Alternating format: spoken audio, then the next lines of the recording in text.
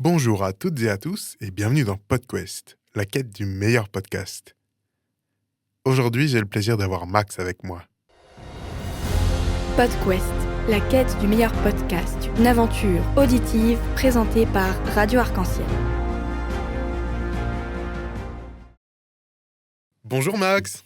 Salut Adrien, merci pour l'invitation. Merci à toi d'avoir répondu à l'invitation de PodQuest. PodQuest, pour ceux qui ne savent pas, on lance ce podcast à la Radio Arc-en-Ciel pour justement valoriser les créateurs et créatrices de podcasts dans le but d'aider les gens à se lancer pour le Printemps du podcast, un événement associatif qu'on organise à la mi-juin. Et donc, on est là pour parler de ton expérience en tant que podcasteur, notamment de Metz Stories que tu as lancé avec Pauline. Merci en tout cas pour l'invitation. Comme Avec tu le grand disais, plaisir. nous on est basé à Metz Mhm. et on a lancé ce podcast avec Pauline Parisot, qui est, une Mhm. amie, qui est ce qu'on appelle une micro-influenceuse de nos jours. Elle a un petit compte Instagram, enfin plutôt un gros compte Instagram de partage de bons plans et d'événements à Metz. Et moi, je suis journaliste radio et producteur de podcast freelance. Et du coup, on a rejoint nos deux univers. On s'est dit, et si on interviewait des gens, des personnalités de Metz, une fois par semaine sur notre podcast. Bon, je pense qu'on va en discuter en détail. C'est Mais ça. voilà un peu le topo sur notre projet. Ouais, trop stylé. Et donc, le concept dans PodQuest, c'est de partir à l'aventure. Parce que quand on se lance dans un podcast, on part vraiment à l'aventure. Il y a plein de défis auxquels on ne s'attend pas. Et il faut être bien entouré. Donc, on va un peu décortiquer tout ça. Comment est-ce que tu t'es lancé dans l'aventure? D'où vous est venue, du coup, cette idée-là de se dire on va se pencher sur Metz en particulier? Pourquoi ce territoire et pourquoi ces gens-là? Moi, je suis venu faire mes études il y a 8 ans ici. J'ai adoré Metz. Donc, après mes études, je suis revenu m'installer. Mhm. Et j'ai du coup développé une boîte. Je fais un peu de marketing. Je fais du coup du podcast, tout ça, tout ça. Et j'ai un gros réseau. Mhm. Et je me suis dit, faut que j'en profite. Tu vois, faut que j'utilise ce réseau. Il y a des gens hyper intéressants à qui donner la parole. Et en soi, on n'a pas inventé un concept de fou. Tu vois, c'est de l'interview de personnalité. Mhm. Ça se fait déjà, mais ça se faisait pas. Mais donc du coup, j'ai vu la niche, j'ai vu le potentiel. Je me Ouais. suis dit, j'ai envie de le faire, soit tout seul, soit avec quelqu'un. Et puis c'est vrai que Pauline, on se connaît depuis un moment dans le réseau, on se voit à plein d'événements et tout. Et ça faisait un moment qu'on discutait de ça. Elle aussi, elle avait envie de faire un podcast. Je me suis dit, unissons nos forces. Mhm. Et un jour, on s'est dit, allez, let's go, on lance ça ensemble. Ouais, et puis une aventure, c'est On toujours a mieux à fait. deux, quoi. Ça Ouais, c'est permet de se clair. soutenir dans les coups durs, de se répartir mieux la charge de travail, parce qu'on se rend pas compte forcément quand on se lance dans un podcast de la machine derrière, de la post-prod, de l'organisation du matériel. Donc, c'est important de pouvoir C'est se clair, c'est soutenir. clair. Du coup, nous, on s'est réparti les tâches assez facilement. En fait, moi, je lui ai dit, je fais toute la production. Mhm. Donc, je viens, je trouve les questions. Du coup, on avait un espèce de drive, hein, techniquement, où je mettais des questions. Pauline, elle rajoutait les siennes si, tu vois, il y avait un autre angle de vision Mhm. par rapport à l'invité. Je venais, on était sur place une après-midi, on essayait de filmer, de tourner 2 interviews. Ouais. Du coup, comme ça faisait un demi-mois de contenu Oui, oui, bah oui. en une après-midi. Et puis, je faisais le montage, voilà, tout ça, toute la post-production. J'envoyais les vidéos à Pauline et elle les publiait. Du coup, elle faisait vraiment la gestion de contenu et de communauté sur Instagram. Ouais. C'est vraiment Ok. son domaine, quoi, c'est sa partie pro. Oui, oui, bah oui. Donc, en fait, on avait chacun nos domaines de compétences et en fait, ça a été assez facile de se répartir les tâches, quoi. Ouais, et puis bah pour une aventure, il faut partir bien équipé. Donc je pense que là-dessus, toi, c'était pas mal vu que tu avais ton matos, hein, en tant qu'animateur radio, podcasteur et tout. Tu avais déjà tout ce qu'il fallait sur place, quoi. Ouais, ça a facilité aussi, hein. Comme tu dis, voilà, ça a facilité. Quand on a voulu lancer le projet, il n'y a pas eu de questions à se poser, d'investissement ou de choses comme ça. On est arrivé direct et on a lancé le truc. Ouais, bah ouais, c'est bien, non, c'est cool. Et bah, du coup, pour construire cette aventure, il faut des gens, mais donc notamment des invités. Et ce qui m'intéressait justement, c'est de savoir un peu comment est-ce que vous aviez trouvé ces invités-là? Est-ce que ça avait été difficile ou pas? Et voilà, bah, dites-nous-en un peu plus là-dessus. En fait, on voulait taper fort déjà le premier épisode. Mmh. On s'est dit, tu vois, sans parler de buzz ou quoi, mais on s'est dit, il faut qu'on fasse parler du projet, tu vois. Ouais. Et le concept est cool, mais il faut aussi que ça passe par le premier invité. Mmh. Donc du coup, on voulait Emmanuel Mayonnaade absolument. Donc pour les Strasbourgeois, Oui. en tout cas la périphérie strasbourgeoise qui ne connaissent pas, Emmanuel Mayonnaade, c'est l'entraîneur du Metz Handball, l'équipe Mhm. féminine. Donc nous, on est enfin c'est l'équipe championne de France de handball féminine. Mhm. On a une équipe qui est reconnue à l'international, enfin qui est hyper forte. Emmanuel Mayonnaade est reconnu dans son milieu, dans son métier, donc et c'est une star un peu à Metz. Donc du coup, on s'est dit, il nous faut Emmanuel Mayonnaade. En plus, c'est un personnage, il est hyper sympa et tout. Et donc Pauline, elle le connaît assez bien, donc c'était assez facile de la voir. On lui a envoyé 2-3 messages et il s'est rendu dispo. En plus, c'était une grosse période, il y avait un mercato. Lui, on savait pas s'il Ah ouais. prolongeait ou pas, donc nous, on s'est dit, c'est cool parce qu'en plus, on peut essayer de gratter des exclus, ce qu'on Mhm. a eu, hein, donc n'hésitez pas à aller écouter l'épisode. Ah ah. Mais oui, oui, on a eu pas mal d'exclus à ce moment-là. Donc, il nous avait appris qu'il prolongeait et en fait, personne ne le savait. Donc, c'était assez cool. Ouais. Après, pour les autres invités, en fait, c'est de notre réseau, tous les deux. Soit Mhm. ça vient de chez Pauline, soit ça vient de chez moi. Mais en fait, on n'a pas trop de mal parce que souvent, en fait, on a direct les numéros en fait, dans nos téléphones. Donc, Oui. on a juste envoyé un petit SMS. Est-ce que tu es dispo? Ouais, ouais. Le plus compliqué, c'est de poser des dates qui conviennent à moi, Pauline, l'invité et le deuxième invité, parce que comme je l'ai Mhm. dit, on enregistre 2 épisodes dans l'après-midi. Mhm. Donc, essayer de caler 4-5 personnes dans un même après-midi, c'est assez chaud. Ouais, c'est technique, Euh, hein, c'est sûr. Surtout que c'est et en- comme tu dis, c'est des personnalités, donc souvent avec des emplois du temps assez conséquents, ouais, c'est c'est d'autant ça. plus compliqué. Et en plus, nous, le concept du podcast, c'est aussi donc de mettre en avant des personnalités, mais aussi des lieux. Donc, on enregistre à chaque fois dans un lieu différent pour mettre en avant des lieux de messe. Mhm. Donc, il faut aussi caler avec ce lieu-là. Donc, il faut qu'il soit disponible, il faut qu'il n'y ait pas trop de public, si c'est un lieu qui accueille du public. Enfin, voilà, Ouais. faut combler tout ça et c'est assez chaud. Ouais. Bah oui, c'est tous les défis d'une aventure qu'on veut locale, c'est qu'il faut vraiment compter avec tout ça. Mais bon, c'est ce qui fait aussi la saveur et l'originalité de votre format, c'est de mettre en valeur des lieux de messe, quoi. C'est clair. Et ça, en plus, ça marche parce qu'on le voit. Au début, on s'est dit, ah, bah, peut-être au pire, on enregistre tout le temps au même endroit. Parce qu'on s'est rendu compte que c'était un peu chaud de booker aussi des lieux. Ouais. Mais en fait, donc à quoi ça sert? C'est parce que on filme les interviews et on en sort des extraits vidéo Mhm. dans la semaine de diffusion du podcast. On sort 3 extraits vidéo de l'invité. Et donc, du coup, comme c'est filmé, on veut aussi mettre en avant ce lieu. Et en fait, on voit que ça marche parce que sur les réseaux sociaux, on a un très bon trafic. Enfin, Ouais. on voit le nombre de vues et tout. Enfin, c'est en direct, quoi. Les réseaux Mhm. sociaux, ça ment pas, hein. Clairement. Donc voilà. Donc on est content de faire ça aussi dans des lieux cool. Ouais, ouais, c'est top. Et puis, bah, en plus, je pense que les organisateurs derrière sont contents parce que ça met aussi en valeur leur lieu et tout. Et ça montre qu'ils peuvent aussi accueillir des événements comme votre podcast. Donc, c'est top. Et vous avez une ligne éditoriale un peu particulière où vous faites en sorte que la cible soit vraiment le plus large possible. Comment est-ce que vous avez choisi ça? Non, en fait, on essaye très vite, on s'est dit, il faudrait qu'on essaye de faire bah, pas que des hommes, parce que c'est vrai qu'en fait, on a été très vite confronté à ça. Mhm. Il y a beaucoup de personnalités de messe connues qui sont des hommes. Ouais. Du coup, on a essayé de faire une programmation déjà assez diversifiée dans leur domaine qui les Mhm. amène à nous, donc que ce soit pas que du sport, que de la culture ou quoi. Ouais. Mais le plus souvent possible, on essaye du coup de faire un homme, une femme. Bon, ça n'a pas malheureusement toujours été le cas parce que bah, c'est compliqué. Oui, Donc, oui, bah c'est oui. vraiment une ambition. Donc ouais, on essaye d'avoir de tout, du sport, de la Mhm. culture. On a eu de l'entrepreneuriat. Enfin voilà, on essaye d'avoir vraiment des gens qui touchent tous les secteurs pour les personnes et puis surtout pour mettre en avant des personnes que des gens ne connaissent pas en fait. Oui, bah oui, oui. C'était le but. Enfin, le podcast s'appelle quand même Mess Stories, quoi. Donc, le but, c'est vraiment d'être au Ouais. cœur de la ville et de voir ce qui se passe et de comprendre un peu les rouages de tout ça. Ouais, C'est ouais. ça. Et puis du coup, on est parti sur un format semi-long, mi-court, on sait pas Mhm. trop. Mais en tout Mhm. cas, c'est un 25-30 minutes au maximum. Ouais. Parce que du coup, les stats, en fait, chaque année d'audience sortent. Et en fait, nous, au moment où on a lancé le podcast, du coup, on était l'année dernière à 25 minutes d'audience moyenne, enfin d'attention moyenne sur le Mhm. podcast. Et nous, on partait sur ça, on partait sur 20-25 minutes. Donc je me suis dit, OK, on part sur 25-30 minutes maximum. La personne vient, elle se présente, enfin, où on la présente. Mhm.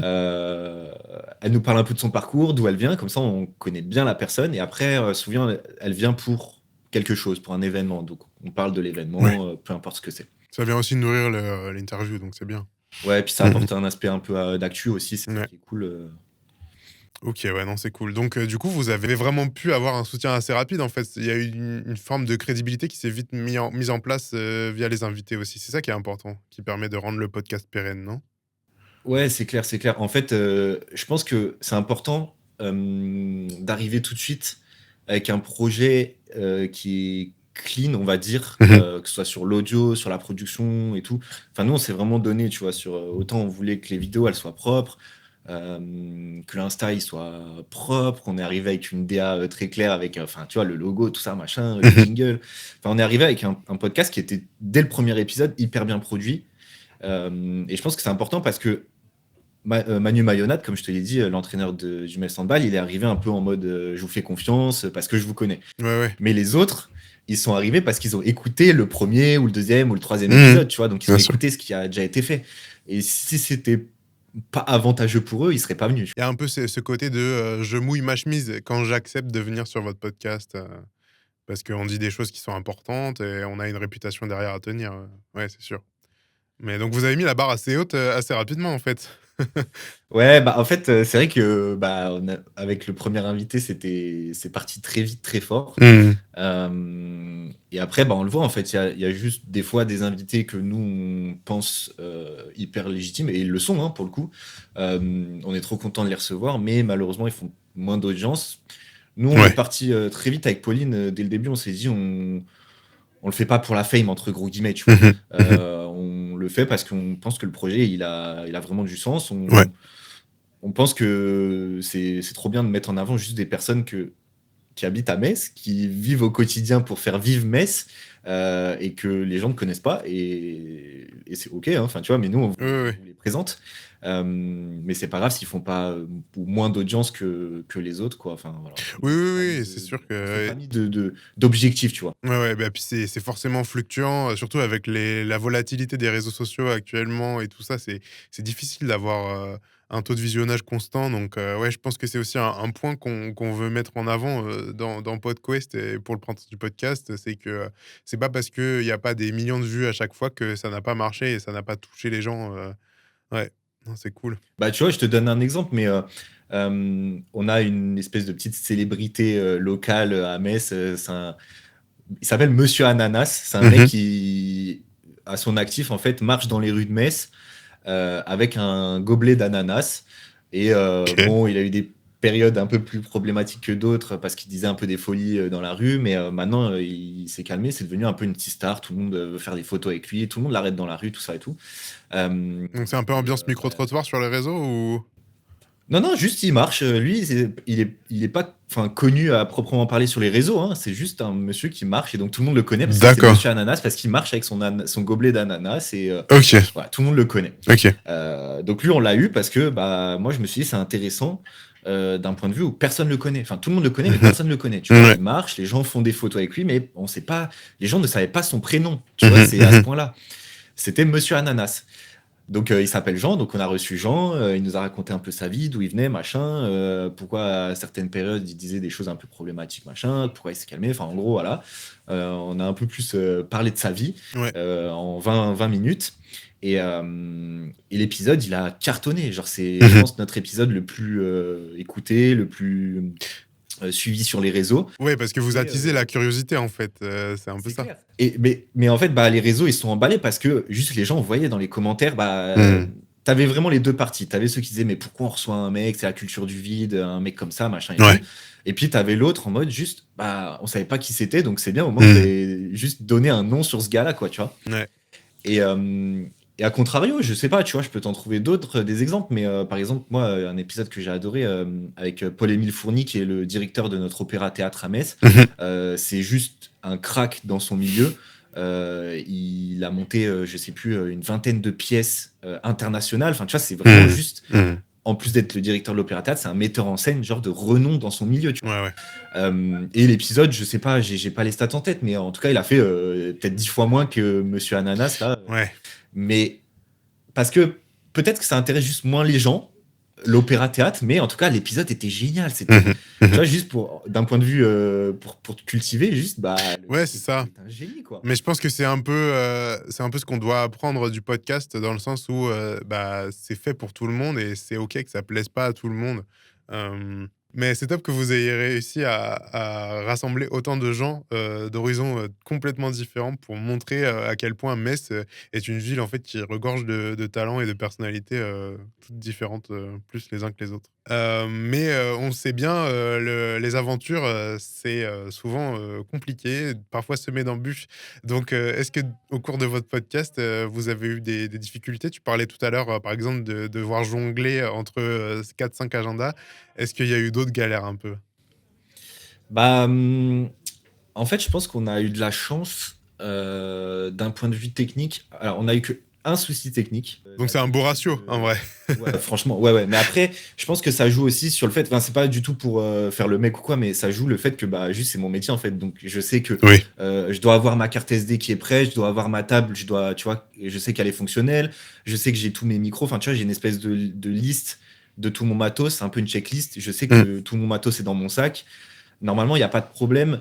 On sait qu'on a chacun notre téléphone qui filme avec Pauline, on a notre tablette pour avoir les questions. Enfin, tu vois, on sait tout ce qu'on a besoin, toute la technique est claire dans notre tête. Et en fait, ce qui s'est passé, c'est avec la créatrice d'un escape game à Metz. On est arrivé, voilà, enfin, on était comme d'hab, on s'est tout préparé, positionné, les caméras et tout. Et en fait, cette fois, la caméra, c'était contraignant dans le lieu, il fallait qu'on la place plus loin. Donc normalement, j'ai toujours nos 2 iPhones en vue et je vois s'ils filment bien. Tu vois. Et là, en fait, il était vraiment derrière moi.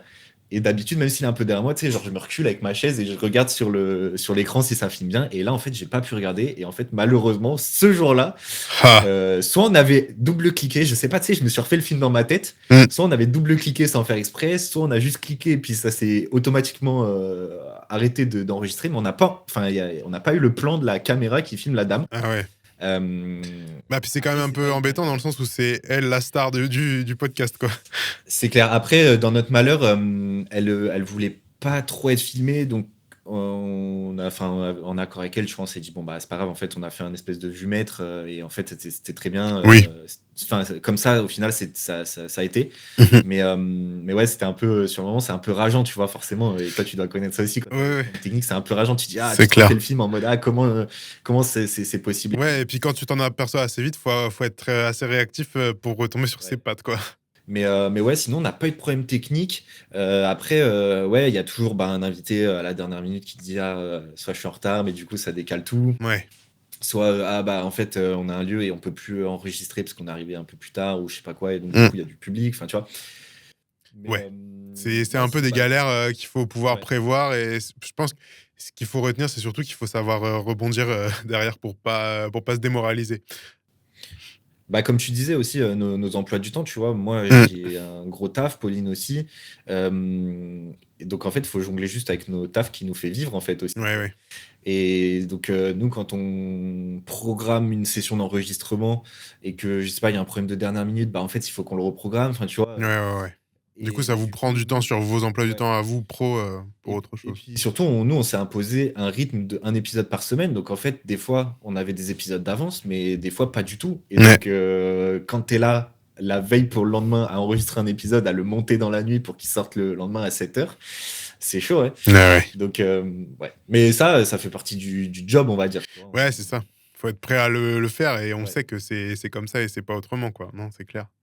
Mais ouais, je voulais un peu aussi savoir, une aventure, tu peux rêver un peu. C'est toi qui l'as construit, c'est toi qui l'écris.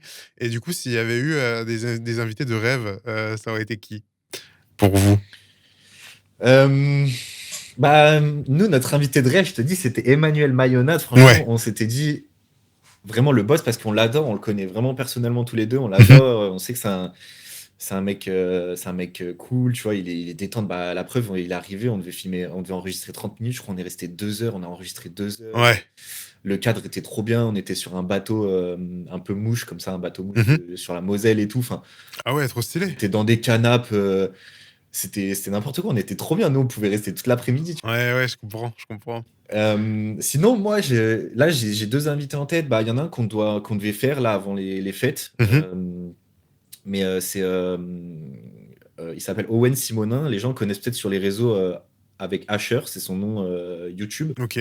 C'est un peu le Dr Nozman des crypto-monnaies, donc c'est un peu un vulgarisateur des crypto-monnaies. C'est le premier influenceur Alors, c'est pas un influenceur dans le terme bullshit, il va vous vendre des trucs et tout. C'est vraiment un mec juste qui est passionné de crypto-monnaie depuis des années et qui juste explique concrètement ce que c'est les crypto-monnaies sans rien vendre derrière, tu vois. D'accord. Et c'est le boss. Et en fait, il a à Metz, ses boîtes sont à Metz, donc juste, c'est un mec que je voulais mettre avec son associé en avant. Ouais, bah oui.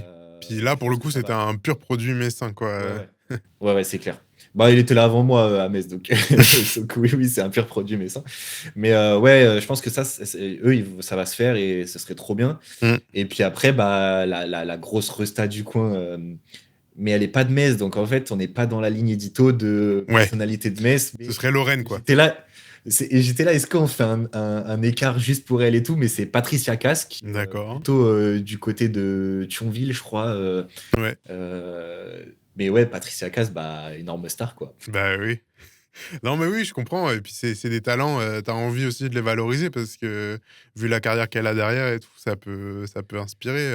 Donc, ouais. Bah après, oui, voilà, c'est ça, c'est à voir à quel point la ligne éditoriale est flexible ou pas. Mais en tout cas, c'est un super projet que vous avez réussi à faire et je suis content qu'on puisse le valoriser.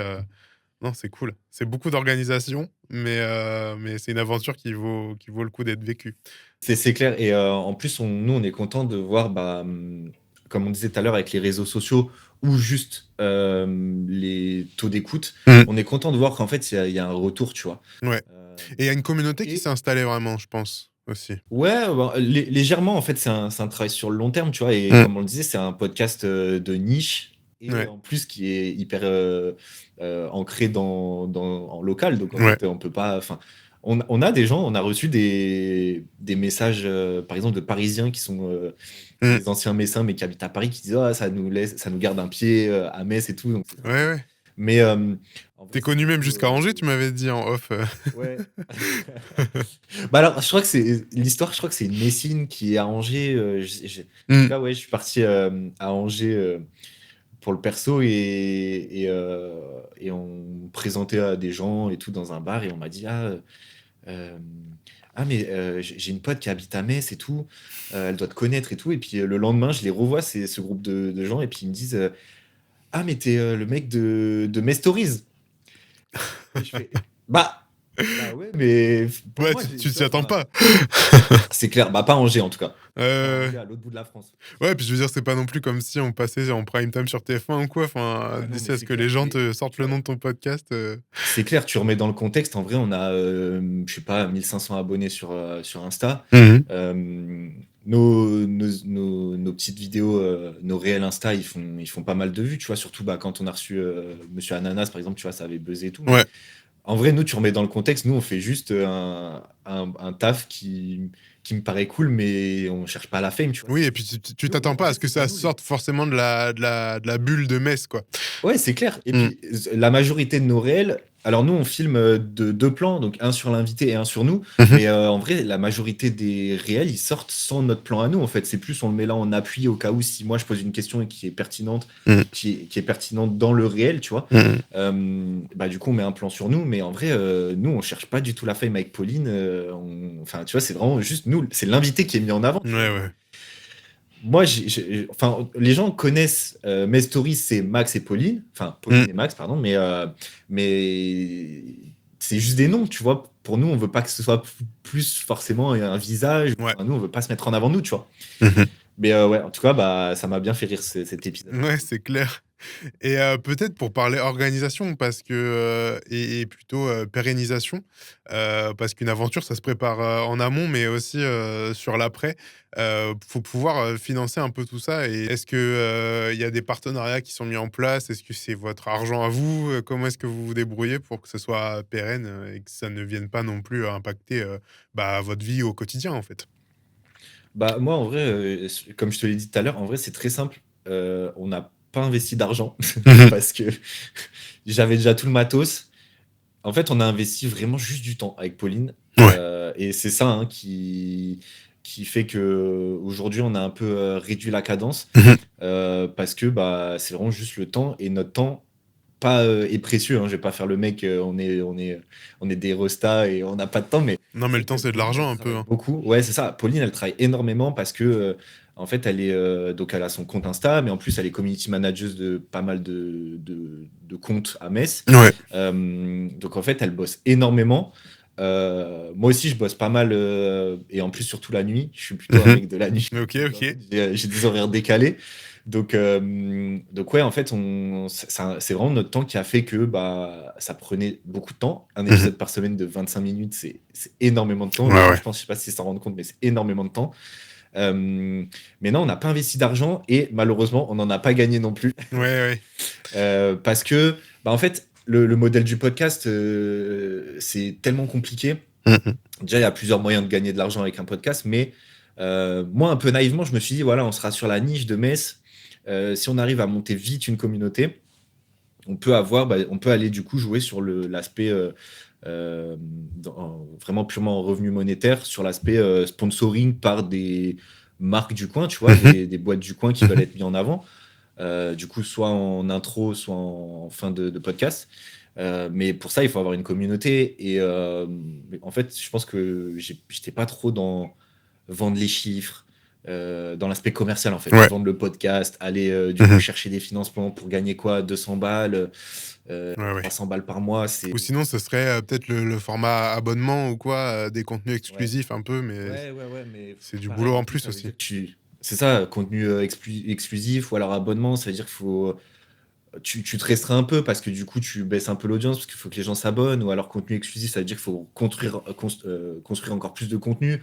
Mais déjà là, c'était trop pour nous. Donc, en fait, on s'est dit, viens, juste on se fait kiffer. Enfin, quand on a vu que ça prenait, hein, franchement, le podcast, il fonctionne, mais pas au point de gagner notre vie avec. On s'est dit, viens, juste on se fait kiffer. On a dit qu'on donnait du temps pour ce projet. Viens, juste on donne du temps et on voit où ça nous mène. Et voilà. Ouais, en fait, si ça trouve résonance pour que vous ayez de l'argent, tant mieux, sinon c'est pas grave en gros. C'est ça, hein. Franchement, la réponse elle est un peu bateau, mais on n'a pas investi d'argent et on n'a pas gagné d'argent. Et en fait, pour nous, c'était juste trop bien. On a kiffé le projet de le faire vraiment de manière indépendante, sans contrainte financière ou d'audience pour du coup gagner de l'argent derrière. Ouais, et puis même au niveau du choix, au niveau éditorial, vous avez une totale liberté en fait. C'est vu qu'il y a personne qui vous donne de l'argent en gros, vous ne devez rien à personne. C'est ça. Bon merci d'avoir partagé en tout cas toutes ces expériences autour de Metz Stories. C'était super de t'avoir dans ce podcast parce que c'est vrai que PodQuest, c'est un peu la mission de mettre en valeur justement des créateurs et créatrices de podcasts du Grand Est et d'ailleurs en France. Donc voilà, merci beaucoup. Merci à toi pour l'invitation, Adrien. Merci à Radio Arc-en-Ciel du coup de mettre en avant les podcasts indépendants. Moi, j'embrasse tous mes Alsaciens. Et puis voilà, si ça vous intéresse du coup de venir voir un peu ce qui se fait en Lorraine, vous pouvez nous retrouver du coup sur toutes les plateformes de streaming. Et en fait, juste il y a des invités que vous connaissez forcément, qui sont du coup connus à l'international, enfin national ou international. Donc en vrai, je pense que ça peut aussi être intéressant pour vous. Carrément. Donc voilà, merci en tout cas pour ce temps de parole. Avec grand plaisir. Et puis du coup, moi je m'en vais continuer les interviews pour PodQuest et puis pour les réseaux sociaux aussi, les contenus réseaux sociaux qui arrivent très vite. Ça marche. Trop bien, merci. Merci beaucoup.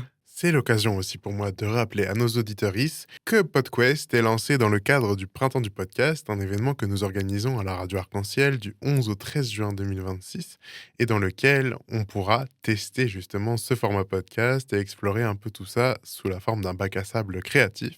J'invite donc toutes celles et ceux qui nous écoutent à nous rejoindre, à s'inscrire et à s'informer sur le site internet printemps-du-podcast.fr. Vous avez écouté PodQuest, la quête du meilleur podcast, une aventure auditive présentée par Radio Arc-en-Ciel.